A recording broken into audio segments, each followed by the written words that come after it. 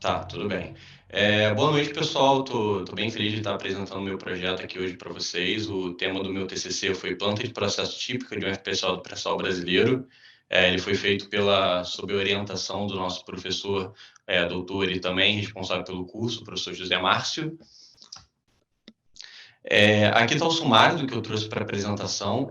Quando eu escolhi esse tema, eu tentei focar muito em explicar o que é uma planta de topside, o porquê ela é desse jeito, quais são os processos, quais são os equipamentos, onde cada equipamento está alocado, e é muita coisa para trazer em tão pouco tempo de apresentação.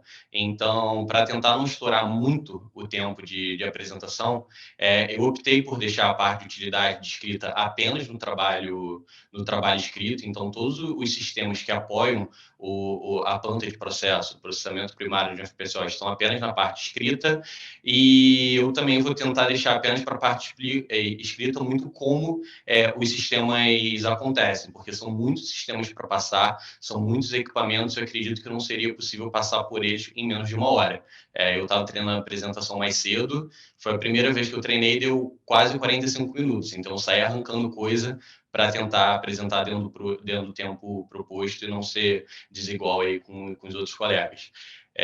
Então, eu vou apresentar uma introdução rápida sobre FPSO e já entrar no processamento primário, que é o processamento do óleo, gás e da água produzida.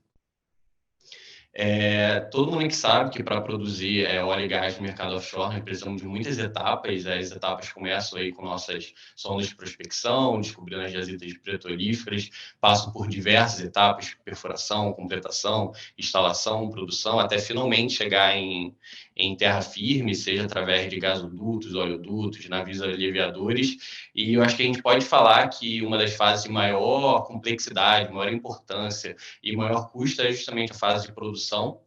E essa produção ela pode ser feita tanto em estruturas fixas, que são aquelas fixadas em solo marinho, por gravidade, por estaca, ou as estruturas flutuantes. Dentro das estruturas flutuantes, o de maior destaque são os FPSOs, a unidade flutuante de produção, armazenamento e descarga da produção. E é importante ressaltar que cada FPSO normalmente tem um projeto único. É um projeto tailor-made. Então, por mais que nós tenhamos FPSOs para o mesmo campo, ou então para campos diferentes, normalmente cada um tem uma planta de processo única. Por exemplo, se a gente pegar o FPSO que nós tivemos em Búzios 1, comparar com o FPSO que nós vamos ter agora em Búzios 9, Búzios 10, se não me engano, a licitação está acabando hoje, a gente vê que a planta de processo tem não só uma mudança quanto à capacidade de tratamento, capacidade de produção, mas ela também tem muitos equipamentos diferentes, processos diferentes. Aqui, então, eu trouxe uma representação gráfica de um FPSO genérico. Então, nós temos a produção que vem do poço, que é uma mistura trifásica de óleo, gás, água e contaminantes. Ele chega no manifold, já no topside da plataforma, que é o equipamento responsável por juntar a produção de diversos poços e direcionar ao sistema de tratamento. Nós temos uma separação primária, onde já separa a água, que é tratada visando descarte, reinjeção, o óleo, que é tratado visando normalmente exportação, e o gás, que é comprimido, tratado para exportar ou reinjetar.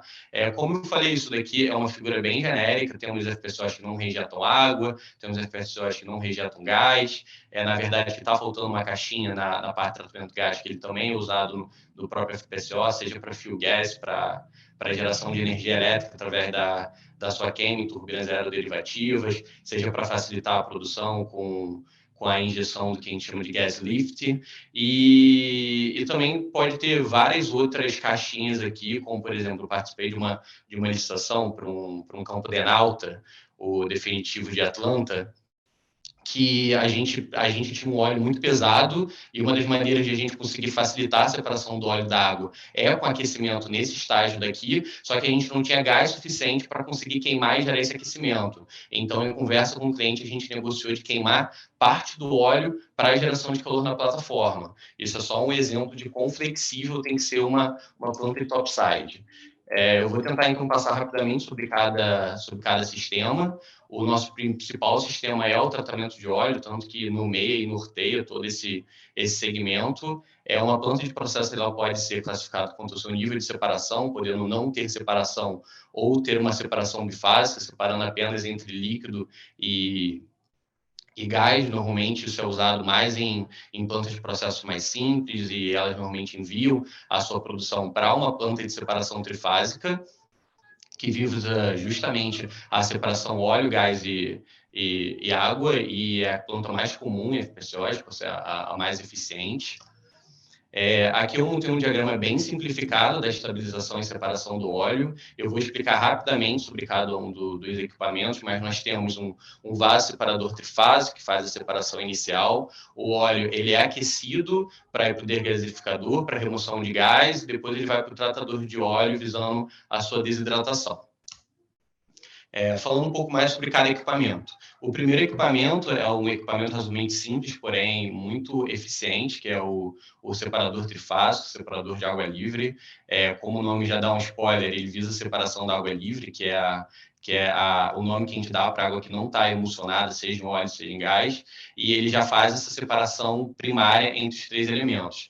Então, o nosso fluxo de produção, ele chega no manifold, se choca contra uma placa defletora, e essa rápida mudança de direção, de velocidade, de sentido, já faz imediatamente a criação de duas fases. A fase gasosa na parte superior do vaso, que ela ainda está muito úmida, então ela passa por um extrator de névoa, que não é nada mais do que um dispositivo mecânico que não deixa o gás passar livremente, então o gás vai se chocando pelas paredes, e as pequenas gotículas de líquidos que estão presentes no gás vai se aglutinando, formando gotas maiores. Essas gotas são muito pesadas para continuar com o caminho do gás, então elas caem na divisão inferior, que é a divisão do líquido. O líquido, então, fica na parte inferior e é normalmente feita a separação através da separação gravitacional, né? Um fenômeno que a gente chama de decantação. O fluido mais denso, mais pesado, fica na parte inferior. O fluido mais leve, menos denso, normalmente o óleo tem um API na casa dos 25, a água tem API 10, então o óleo é mais leve. Então o óleo fica na parte superior dessa mistura água-óleo. A água na parte inferior ela vai destinada a tratamento de água. O óleo ele passa por uma divisão, uma antepara interna do vaso, chamada de placa vertedora, se acumulando numa seção apenas de óleo, onde segue tratamento para sua desidratação. Antes de falar da desidratação, é muito importante falar de um conceito que é emulsão. Emulsão são quando nós temos pequenas gotículas que estão dispersas, estáveis em uma outra fase. Aqui a gente está falando de emulsão água em óleo, que seriam, então, pequenas gotas de água, gotículas de água que estão dispersas, estáveis no óleo, e é difícil separar, a gente não consegue separá-las por decantação, porque ela tem uma grande energia de superfície.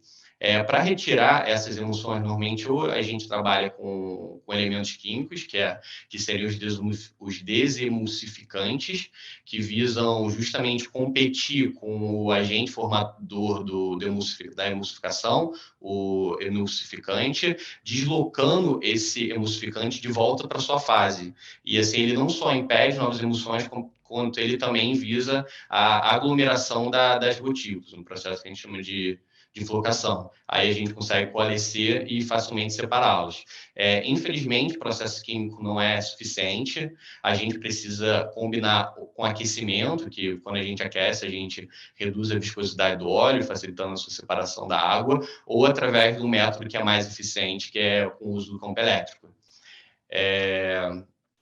Então, normalmente, o primeiro sistema que a gente tem é o vaso de flash vessel, chamado também de degasificador ou separador atmosférico.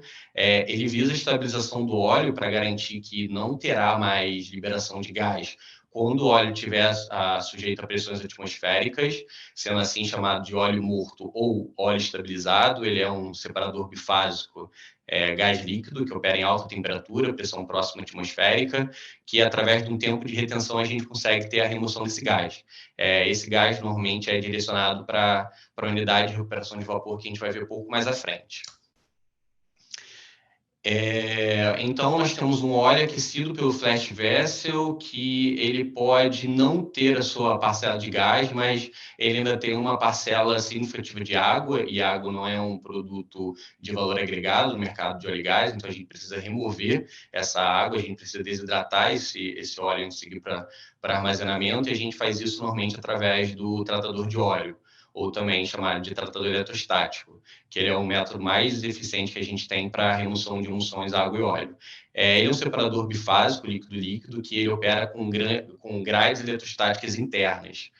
Essas grades eletrostáticas, elas produzem um campo elétrico através da aplicação de uma corrente alternada, e quando nós temos esse campo elétrico sendo aplicado por uma emulsão água em óleo, a gente consegue fazer com que os sais dissolvidos eles migrem para a superfície da gotícula. E aí a gente consegue gerar uma polarização que distorce a gotícula no formato que está mostrando aí nessa figura do alta voltagem. É uma geometria mais elíptica, onde nós temos em um extremo os prótons, as partículas positivas, no outro as partículas negativas, os elétrons. Como a gente tem o mesmo campo elétrico para todas as gotículas, a gente consegue ter uma movimentação uniforme em toda a sua vizinhança, criando um alinhamento entre as gotículas, e isso faz com que elas tenham uma força de atração entre si, prótons com elétrons, coalescendo e formando gotas maiores de fácil decantação. Então, nós temos o óleo cru que está desgasificado, desidratado. Esse método também é possível a gente dessalgar o óleo, só que ele ainda está em alta temperatura. Então, a gente costuma usar essa energia térmica para aquecer o óleo que ainda não foi estabilizado, o óleo antes de entrar no equipamento anterior, antes de entrar no Flash Vessel, chamado de Crude Exchangers, e normalmente a gente precisa de um segundo estágio para refrigerar esse óleo, que a gente refrigera ele por uma utilidade que a gente chama de cooling medium, que nada mais é do que usar água captada do mar para resfriar a planta de processo topside. Então, ele passa depois por um sistema de medição de óleo, depois de resfriado, se tiver tudo dentro de requisitos, armazenado, se não enviado para o tanque de off-spec. Assim como o óleo, o gás ele também não está adequado para a utilização dentro do FPSO, como eu mencionei, pode ser usado como fuel gas para geração de energia nas turbinas, pode ser usado como método de recuperação secundária através da injeção, pode ser usado como gas lift para facilitar a produção, ou então pode ser exportado através de gasodutos. Então, a gente precisa eliminar os contaminantes, que são principalmente o sulfeto de hidrogênio, H2S, e o gás carbônico. Normalmente, antes de começar o tratamento do óleo, o primeiro processo que nós temos é um processo de compressão, porque para todos os usos que eu mencionei, consumo, tratamento, reinjeção no poço ou comercialização, o gás que é gerado pelo poço normalmente está numa pressão inferior à necessária para essas etapas. Então, a gente precisa comprimi-lo. Essa compressão normalmente é dividida